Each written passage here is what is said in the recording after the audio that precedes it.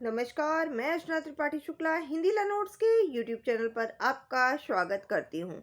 आज मैं आपको सिविल प्रोसीजर कोड 1908 का सेक्शन 1 विस्तार से बताऊंगी और आशा करूंगी कि सेक्शन 1 ऐसा हो कि आपको लाइफ में कभी भूलने वाला ना हो। आप कमेंट में ज़रूर बताइएगा कि आपको सेक्शन 1 समझ में आया कि नहीं आया। आइए चलते हैं वीडियो की ओर। तो हम सीपीसी का जो पहला प्रोसीजर है, कैसे सीपीसी आया, क्या हुआ क्या नहीं हुआ, ये सब हम आपको हिंदी लर्नर्स के यूट्यूब चैनल पर पहले से बता चुके हैं, तो आप उसे पढ़ सकते हैं। आज हम सिर्फ और सिर्फ सेक्शन 1 की बात करेंगे, यानी सेक्शन 1 को हम विस्तार से बताएंगे।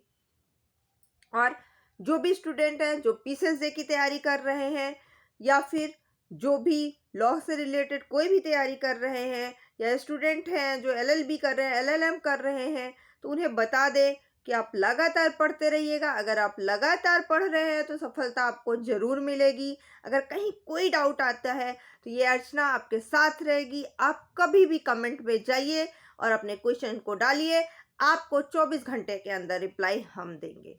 ठीक है, चलिए आइए चलते हैं सीपीसी की ओर।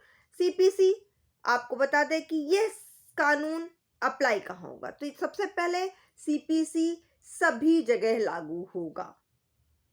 जी हाँ, जम्मू कश्मीर में भी लागू होगा, पूरे भारत में लागू होगा।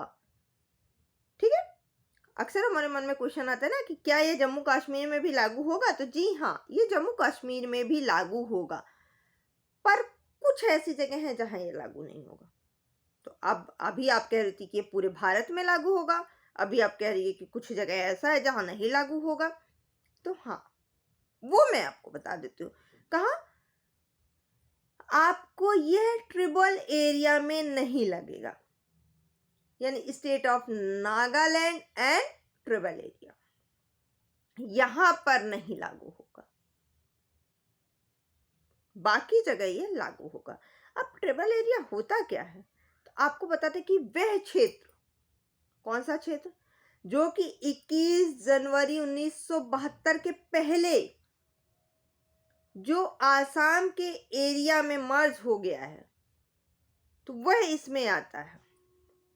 आपको डेट याद रखनी है, कौन सी, 21 जनवरी 1972 को।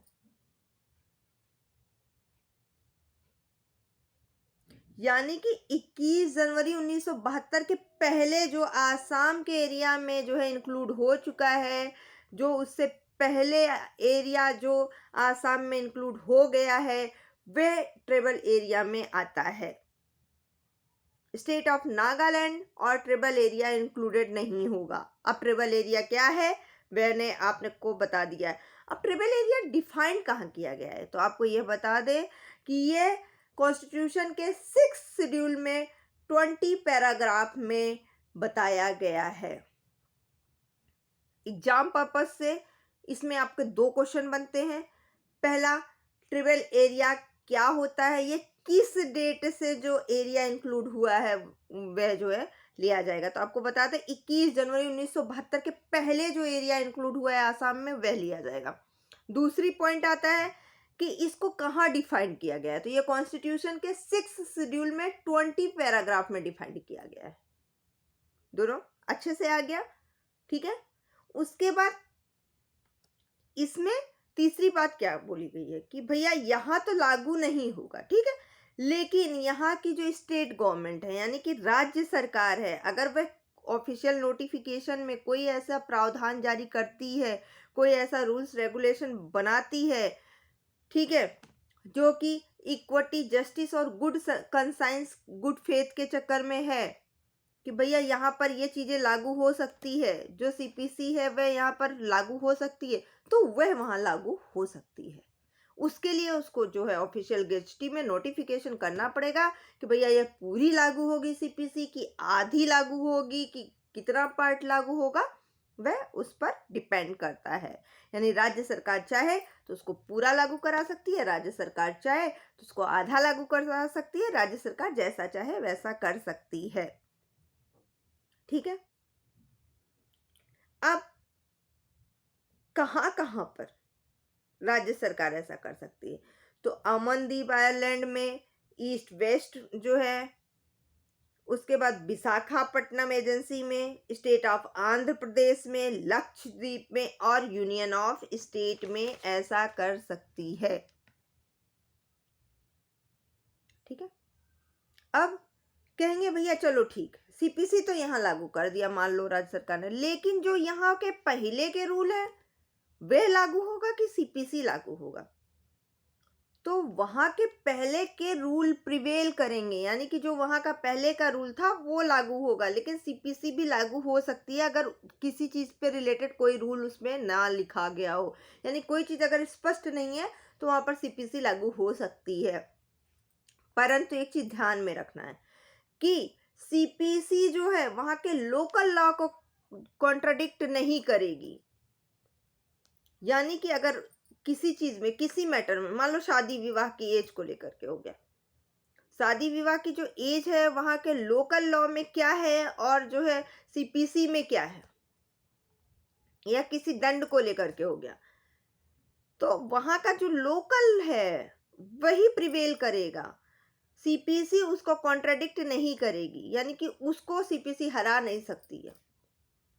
किसी बात पे अगर भैया कुछ रूल ही नहीं है, समझ में नहीं आ रहा है क्या करें, तो वहां सीपीसी आप लगा सकते हो। ठीक है। उसके बाद पॉइंट ये बनता है कि भैया सीपीसी बना कब? आपको बता दें सीपीसी 21 मार्च 1908 को बनकर तैयार हुआ। अब अगला पॉइंट आता है कि भैया ये लागू कब हुआ? तो सीपीसी 1 जनवरी 1909 को लागू हुआ। तो इसके मेन जो आपने देखे कि मेन क्या पॉइंट निकल के आया, हमें तो भैया मेन 5 पॉइंट नजर आ रहा है, जो कि एग्जाम पॉइंट ऑफ व्यू से सेक्शन 1 के लिए बहुत ही इंपॉर्टेंट है। और ये सेक्शन 1 के पॉइंट्स आप लाइफ में कभी नहीं भूलेंगे।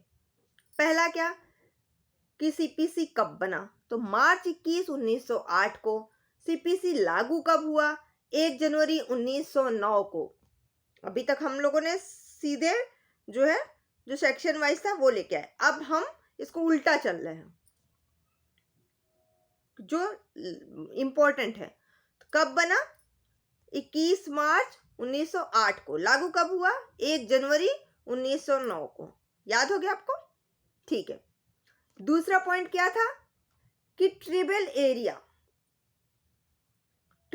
नोटिफाई कहां किया गया है? तो ये सिख कॉन्स्टिट्यूशन के 6 जो शेड्यूल है उसके 20वें पैराग्राफ में, यानी 20 पैराग्राफ में। उसके बाद पॉइंट ये आया कि कौन से एरिया को किस डेट से पहले इंक्लूड जो आसाम में किया गया है वह ट्रिबल एरिया में आएगा। तो 21 जनवरी 1972 से पहले जो एरिया आसाम में इंक्लूड किया गया है वह ट्रिबल एरिया में आएगा। उसके बाद कौन सा लॉ प्रिवेल करेगा, लोकल लॉ या सीपीसी? तो आपको बता दें कि भैया लोकल लॉ प्रिवेल करेगा, सीपीसी प्रिवेल नहीं करेगा। सीपीसी कॉन्ट्राडिक्ट नहीं कर सकता है लोकल लॉ को। ये था सेक्शन 1 के मेन पॉइंट, सेक्शन 1 कभी ना भूलने वाले पॉइंट। ठीक है, सीपीसी के। अगर आपको वीडियो पसंद आए हो तो प्लीज लाइक जरूर कर दीजिएगा, कमेंट जरूर कर दीजिएगा और बेल आइकन दबाना बिल्कुल मत भूलिएगा, जिससे कि हमारी वीडियो आपको लगातार मिलती रहे। और आपको वीडियो जरा सा भी पसंद आ रहा हो तो सब्सक्राइबर बढ़ाइए। अगर आपके 5000 सब्सक्राइबर हमारे हिंदी नोट्स क्लासेस में आ जाते हैं तो हम आपको पूरी क्लासेस फ्री में पढ़ाएंगे, लाइव पढ़ाएंगे। बस हमें चाहिए 5000 सब्सक्राइबर। तो आप सब्सक्राइब करें चैनल को और हमें अपना प्यार आशीर्वाद देते रहें। धन्यवाद।